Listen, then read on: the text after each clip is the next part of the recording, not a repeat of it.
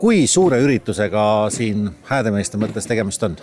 Ütleme nii, et antud kontekstis on see meie nii-öelda suvehooaja algus kohalikule kogukonnale suunatud. Et kohalikud taidlejad, lauljad saavad tulla selleks maikuu suht eelviimaseks laupäevaks kokku, näidata, mida nad on terve sügishooaja õppinud.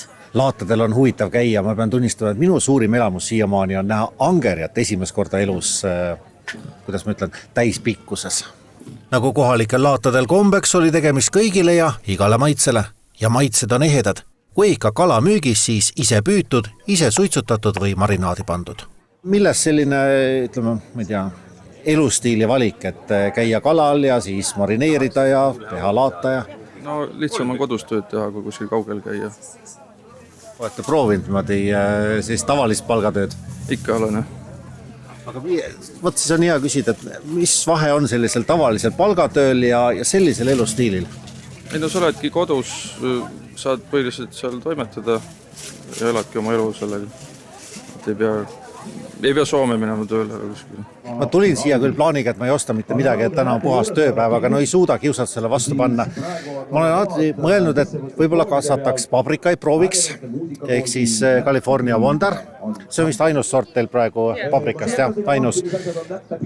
Punased, kollased, no mõlemad näiteks 3. Nii, ja siin on ka maasikaid, no maasikaid pole kunagi küllalt, aga siin üks õpetus, mida mina olen avastanud, et ma õpetasin ChatGPT'le selgeks ühes lõimes enda maitse-eelistused ja pidamistingimused. Ja ma küsin talt nüüd, et kui valida on Polka, Malvina, Destiny, Flair, Limalexia, Aasia ja Sengana, siis mida ma peaksin ostma? No küll jutustab, võrdleb, võtab aega, ChatGPT ei vasta kunagi lühidalt, lihtsalt. Ta ütleb mulle, et Destiny ja Sengana tuleks mul võtta. No selline õpetus, kuidas võite teie ka näiteks valida enda lemmiksorte, kui veel ostmiseks läheb. No aga mõlemad siis näiteks 10.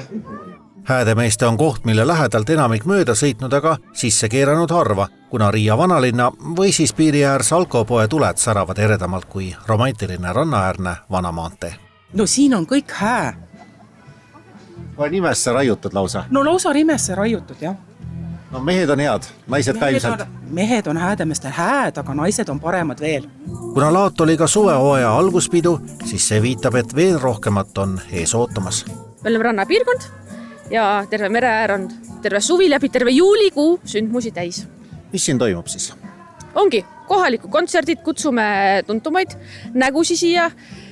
Alustame nii-öelda sündmuste sari algab jaanipäevast ja siis lähebki see möll lahti, et üle päeva on erinevad üritused, etendused, kontserdid, tantsupeod, simmanid, kõik, mis rahvale meeldib, rahva kokku toob.